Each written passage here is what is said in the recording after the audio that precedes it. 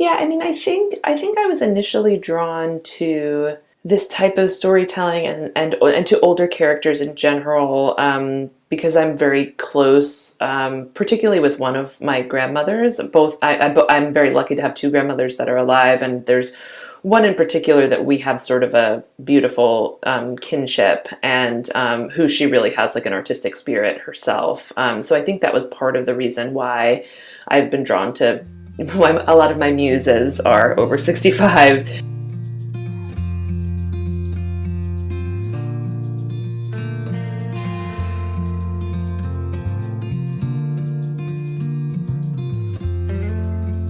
Welcome to Zestful Aging, where I interview thoughtful, inspiring, and influential guests who are changing the way we think about what is possible in our lives, especially as we age. I'm your host, Nicole Christina, psychotherapist and fellow Zestful Ager.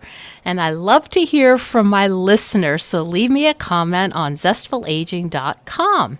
Our music is courtesy of Judy Banker, who was a guest on Zestful Aging. Her CD, Buffalo Motel, is out now, and you can find out more about her on judybanker.com.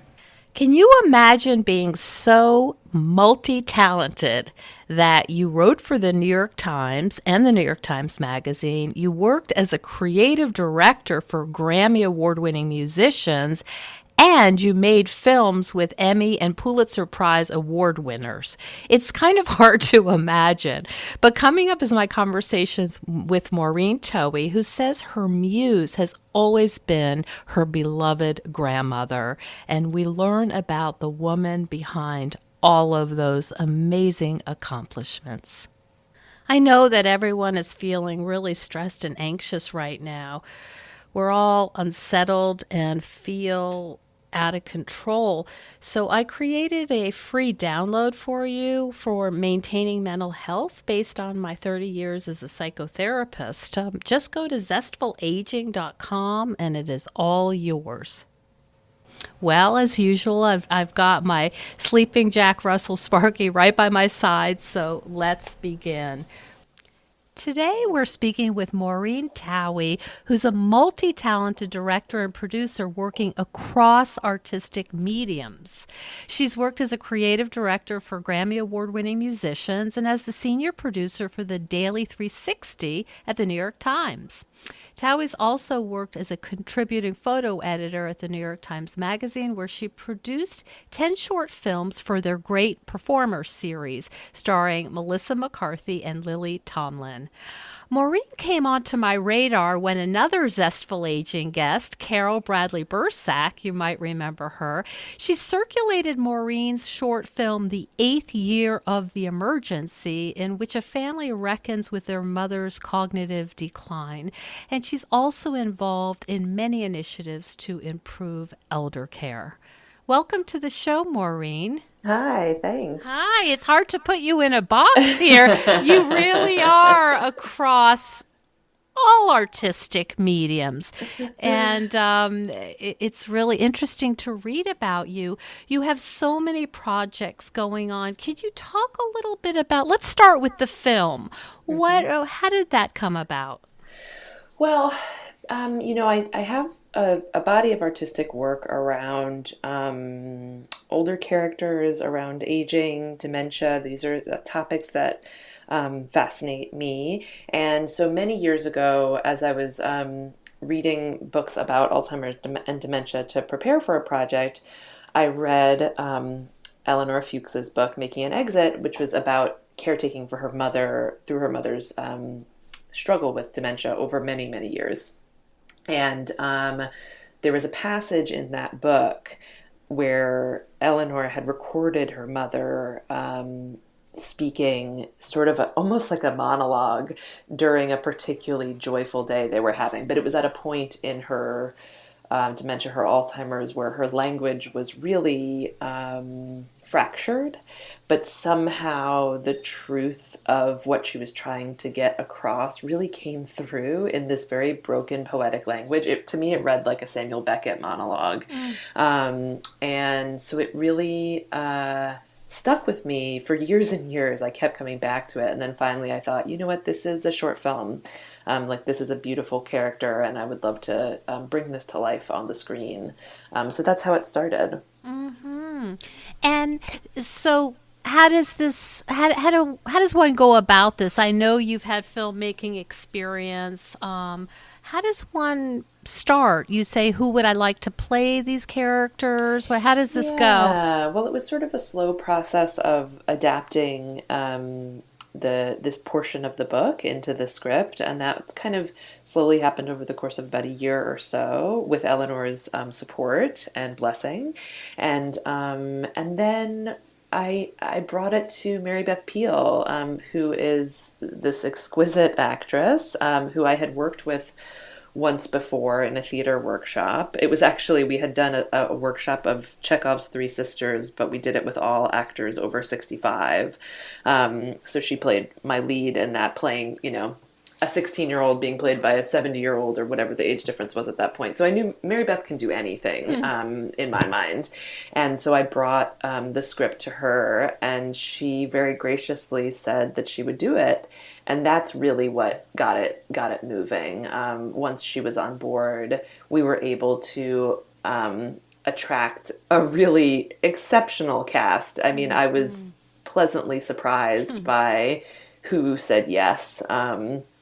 We had Philippa Sue, who is the original cast of Hamilton, Linda Emond, who is like one of the best stage actresses on the planet. I mean, and also has been in like every movie. She's one of those people who, once you look at her IMDb, you're like, oh, she is everywhere. And Marcia Stephanie Blake, who is just Emmy nominated, and Jeffrey DeMunn, who's in Billions. I mean, it was like, I was like blushing when they said, but part of it was because Mary Beth said yes, and they wanted to work with her as well. But also a lot of them had personal connections to someone in their family who had Alzheimer's. Philippa's grandfather had Alzheimer's. She was able to bring that experience to the table.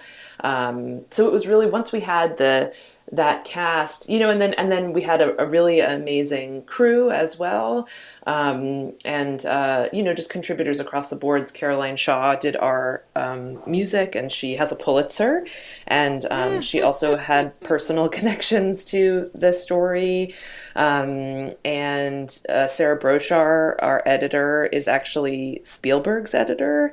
But I know, it's absurd. There's a lot of fancy accolades for and no, I will say for you as well. Well, yeah, I mean, and it's I think it does it's a testament to Alzheimer's storytelling, and that a lot of people have a personal connection to it. I mean, I think the script was good, if I don't say so myself, but I also think that people just had a reason in their gut to want to connect to a story like this. So yeah, with that team, it becomes easy when you have a team that is that amazing. So could you describe for our audience, I mean, I'll certainly want to tell you my impression of it, but describe to the audience what is happening, what's the scene about? Yeah, I mean, basically it's the main character, Lil, it's her birthday, and her family is visiting her on her birthday. They have to, she lives in a retirement community in a memory with some medical facilities, but they have an appointment with the doctor where they do what's called a mini mental, which is sort of a standard memory test for someone with Alzheimer's or dementia, sort of testing where they are on the scale of how well they're doing. And basically on that day, the doctor's saying she's really declining.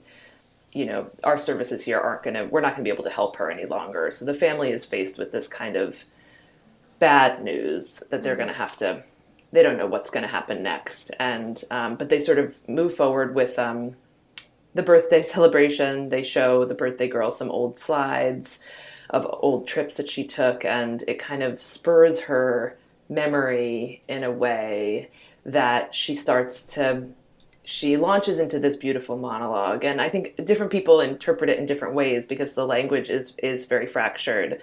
But it's sort of a, part pep talk, part sales pitch, part, debate champion. She's sort of channeling all of her former selves to help her family to move forward. The process of having somebody with Alzheimer's or dementia is hard on the person itself. It's also hard on their family.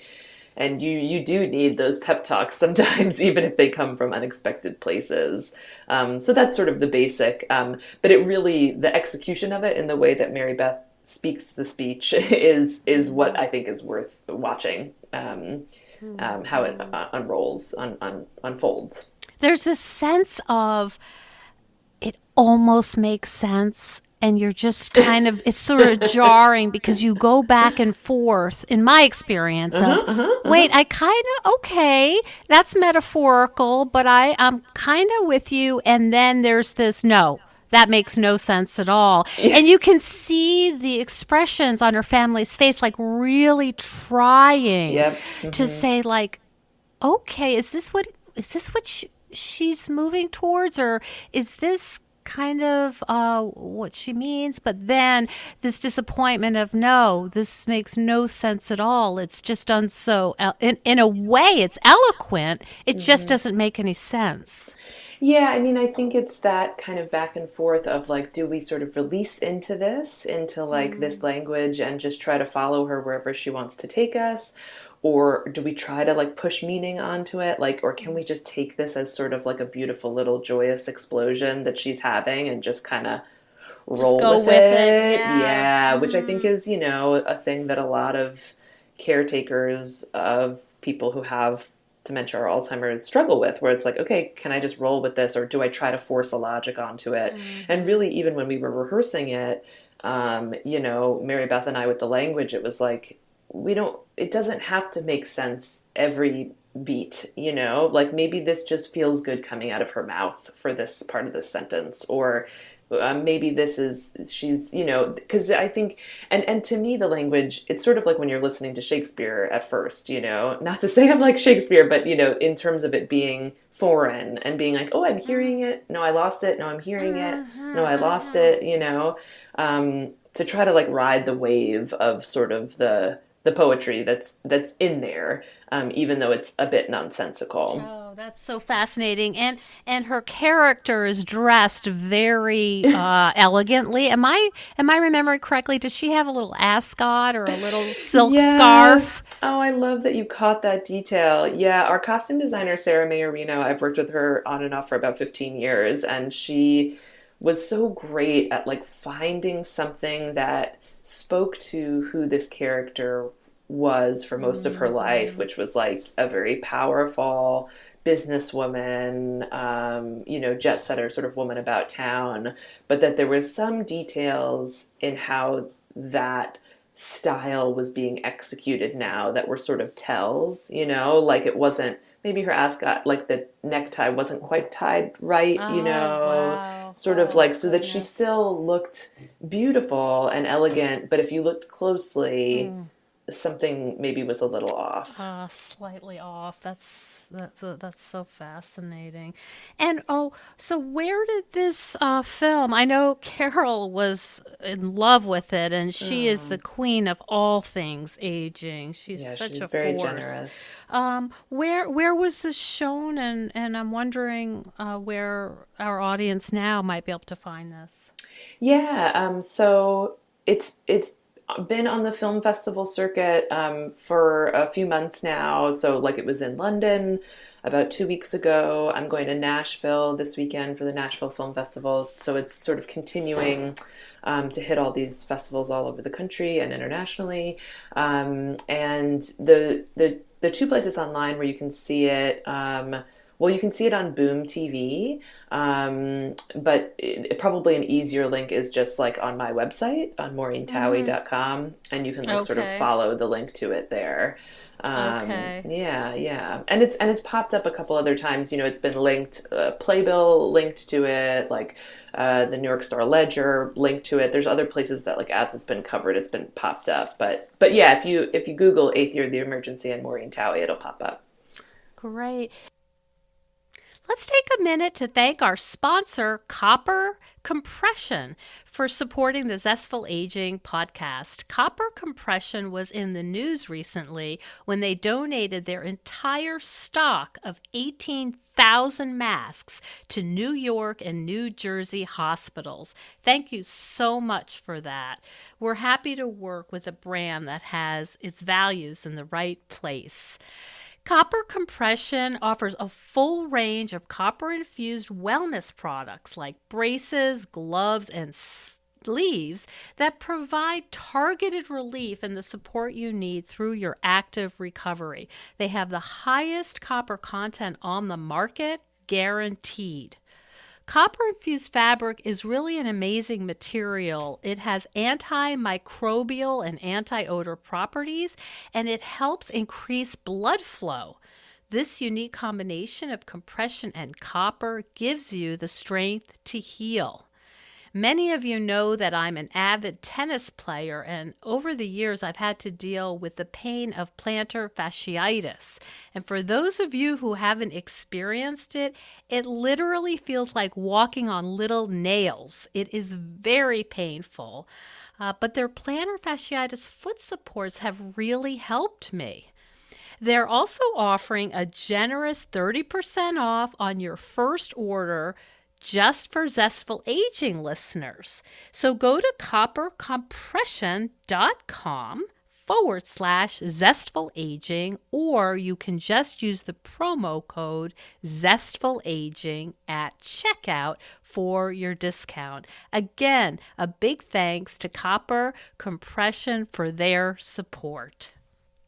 So I would love to talk just a little bit about how you come to these aging projects as an artist and what is your unique contribution, because as we know, aging's a really hot topic and people are trying to understand it and do advocacy and all kinds of different stuff, but you're coming to it not as a sociologist or an epidemiologist. You're coming to it as a storyteller and an artist. Yeah, I mean, I think I was initially drawn to this type of storytelling and to older characters in general, because I'm very close, particularly with one of my grandmothers. I'm very lucky to have two grandmothers that are alive, and there's one in particular that we have sort of a beautiful kinship, and who she really has like an artistic spirit herself. So I think that was part of the reason why I've been drawn to, why a lot of my muses are over 65, and kind of continue to be. You know, I think when I was at the New York Times and I was doing immersive video for them, one of the series that we did was about dancers that are, over 70. And, so we interviewed them about what it means to be an artist, a working artist for your entire life, and what it means when your body is your instrument and when that body starts to change. And to me, speaking to those people was so inspiring and gave me so much fuel for like how to live a good life. And they're the type of performers that I want to make work for, and I think there's just a lot, there's so much there, particularly for artists let me back up even. When I was in my 20s, I spent a year in South Africa as a Fulbright scholar, and one of the things that I observed there, just at like parties and things, was that often the best dancer in the room was the oldest person in the room, that person who was using sort of the least, like the smallest movements that had like the most potency, and I just always find that over and over again, that like there is power in age, and that those are stories that I feel like are really important. You talked a bit before we started recording about memory and how you approach memory, how you think about memory and memory decline. Yeah, I mean, I think Well, one of my earlier projects, the Penelope Project, which was a theater piece that we did. This was with Sojourn Theater, and we were working with Ann Basting, who is a theater professor and an aging expert. For that, we set out to collaborate with, make a project with, by, and for a retirement community. So that was people in independent living and in assisted living and in the memory wing. And we ended up collaborating really closely with a lot of the residents in the memory wing, even though they were not people who would generally be considered able to be in a play. And, so we sort of invented a call and response system so that people could, do sort of be in a dance or speak a speech. And so even if they hadn't remembered being in rehearsal, they could still participate. And I think part of what we found with that was that sometimes people who didn't remember ever being in rehearsal before, their dance and their speech was improving. They were learning how to, they were learning their part, even if they didn't remember our names from day to day. So for me, like, that was such a deep, wonderful lesson in not underestimating people who might be losing their memory in a traditional sense, that they can still have deep imagination, that they can still do, learn in a different way, and that they are still deeply worthy of artistic collaboration.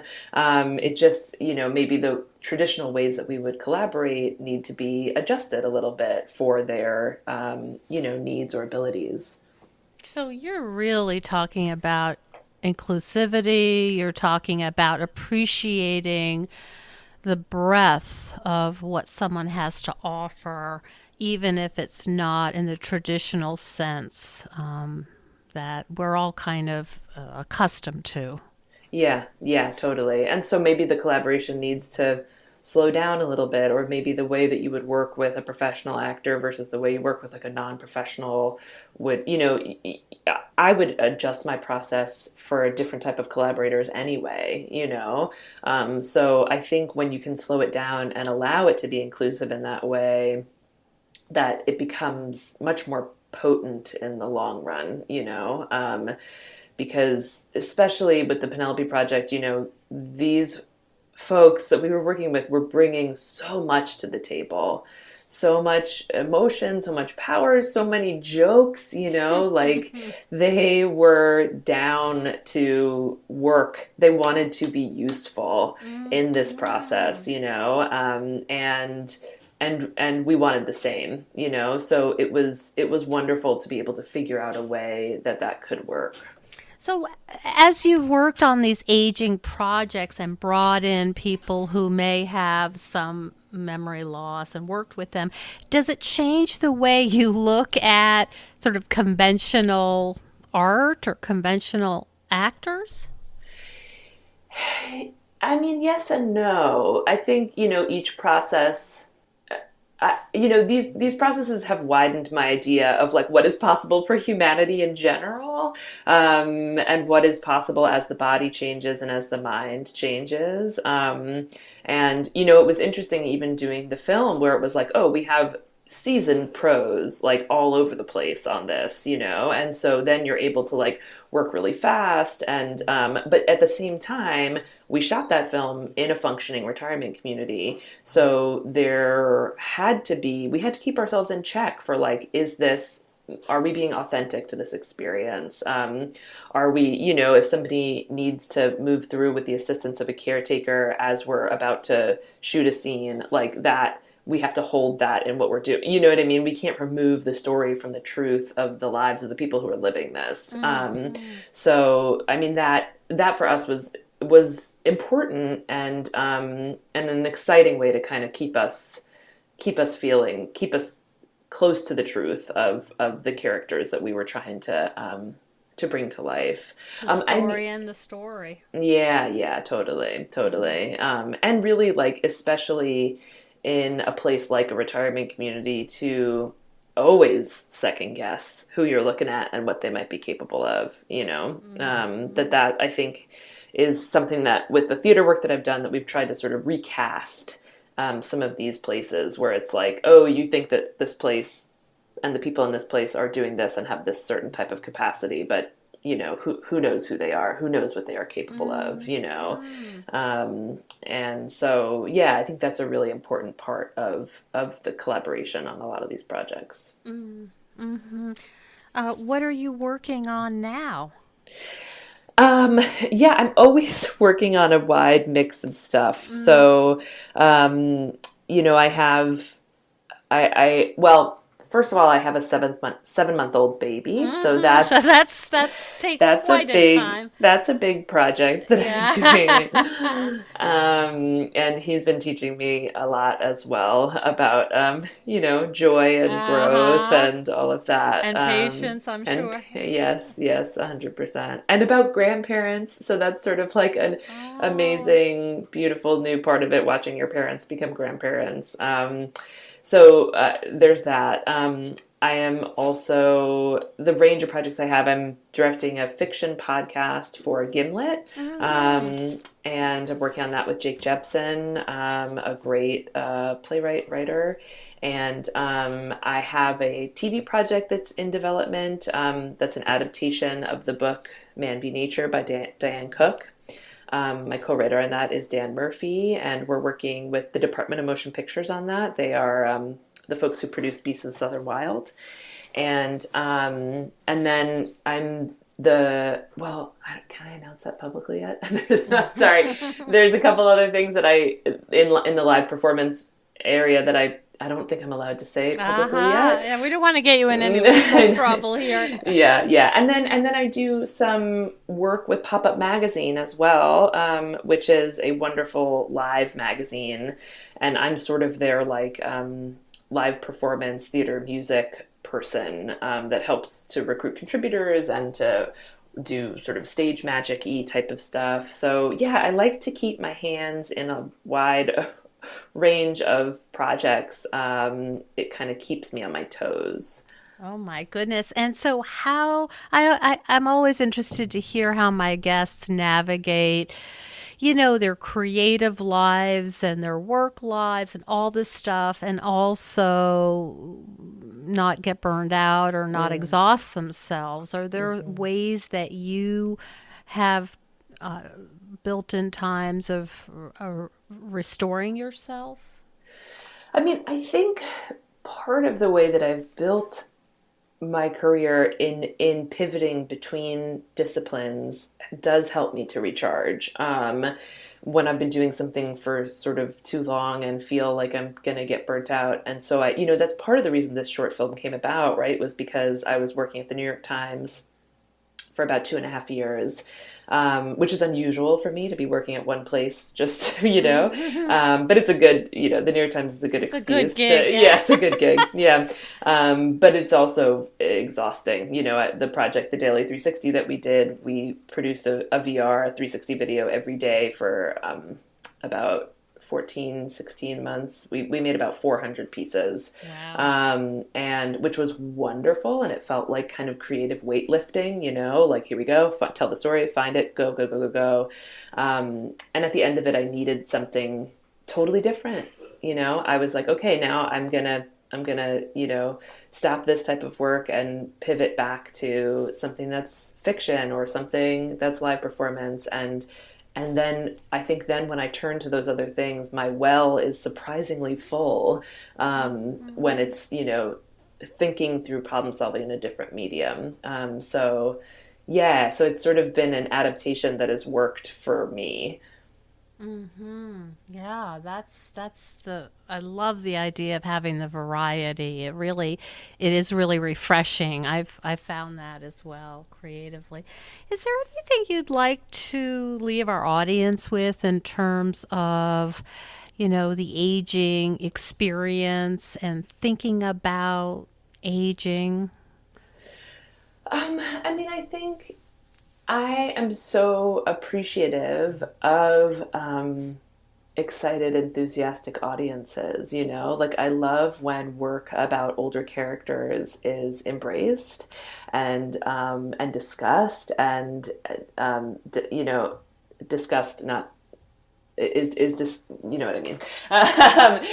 When work about older characters is embraced, and that it's considered to be like an exciting lead in a play or a movie should be an 80-year-old woman. Like, a lead dancer in the choreography should be, a 90-year-old. Like, there's no reason why not, and I think when people show up and show their enthusiasm for stories like that, it helps more of them to be told. So yeah, I mean, I'm sure that your listeners, if they're listening to Zestful Aging, they probably believe that too. So I might be preaching to the choir a little bit for that. But to know that there are hidden stories in people of every age. Well, you're also talking about confronting ageism, just plain and simple. 100%. Yeah. Yeah. And I mean, and it has been interesting having a short film with an older character and where that is embraced and where that isn't, and that's been kind of eye-opening, and that's part of the reason, even when I was at the New York Times, that I was really advocating for stories about aging and collaborations, that it's like, okay, let's do a collaboration between the dance department, the dance critic, and, whoever would cover aging, and show that this is, it should be in every sphere of the coverage there, and there's possibilities to collaborate in all kinds of ways. So it is facing ageism for sure, and using storytelling as kind of a weapon to combat that. I love that. I've not heard about that, storytelling as a weapon. That's beautiful. So remind my audience where they can find out more about you and your multitude of initiatives and projects. Yeah, probably my website is the best place to look. So Maureen Towey, Towey is my last name.com. And I have a whole range of pieces there. So yeah, that's the best place to learn more. That sounds great. Thank you for taking time out of your very busy schedule. I really appreciate getting your perspective on, aging and how it can be approached in a fresh way. Wonderful. Thanks so much. This was a pleasure to speak with you. My conversation with Maureen Towey really touched my heart. She's not just another super talented woman promoting her work. Maureen's work is motivated by a special relationship with her grandmother, and that relationship has influenced how she sees the world.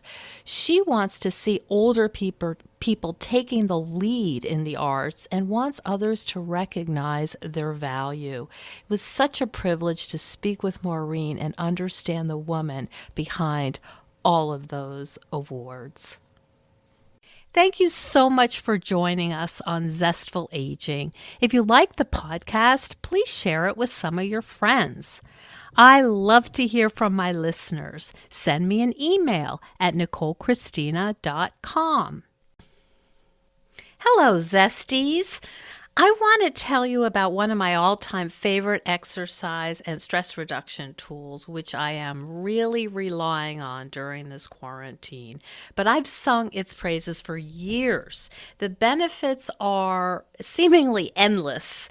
It's great for toning and strengthening muscles. It improves your lymph system, your metabolism. It helps with joint pain and balance. And it's even used by NASA astronauts because it's such an efficient way to exercise. And if you're older or you're worried about your balance, you can order a stabilizer bar to hang on to. I'm talking about my Needak Rebounder mini trampoline. I put on my music and I have my own dance party. Because for me, exercise needs to be fun and invigorating. Otherwise, I don't want to do it. Now is not the time for the philosophy of no pain, no gain, because we're in enough pain. This is a way to feel good and energized and have fun. It really does help mood as well. And I like that Needak is made in the USA and it is really solid. I've had mine for 15 years and it's still in great shape. The NEDAC Rebounder will help us get through this quarantine in better shape mentally and physically. And there's also a model that folds up if space is an issue. One of my clients puts it on her driveway and uses it while she's watching her kids during the quarantine. Anyway, I can't recommend NEDAC Rebounders enough. They are a worthwhile investment in your health and overall well-being, especially now. If you are interested in a mini trampoline, please don't buy a cheap one. Those can be actually dangerous, and it is really worth investing in a good quality one. And right now, if you use the coupon code just for Zestful Aging listeners, the code is Zestful. They are going to include a free cover for you. So go to needak.com. It's NEEDAK.com. And if you have any questions, you can contact me at zestfulaging.com. I really am their biggest fan. It's no secret that everyone's feeling pretty restless and unsettled right now. Our lives are upside down, and the future is feeling pretty uncertain. But if you're anything like me, organizing my stuff can help me feel a little calmer. It's something I can do to help me feel a little more in control and in charge of my own life. If you think decluttering could help you feel better and you could use a little assistance with that, check out the online course I've developed with professional organizer and designer Carrie Luderin. It's called Too Much Stuff. And Too Much Stuff is different from other courses or articles or guidance you may have used up. We give you clear steps to deal with the clutter and the tools to help you face the overwhelming feelings and the emotions that come up when we're going through our clutter. And a lot of those emotions are just feeling anxious or guilty or just basically flooded with a lot of different confusing feelings. The course is really practical. It's realistic. The lessons are short and punchy, and they're really manageable. We're not trying to set you up for some long exploratory, super in-depth, burdensome experience. We want something really helpful for you right now. We all need help with our anxiety.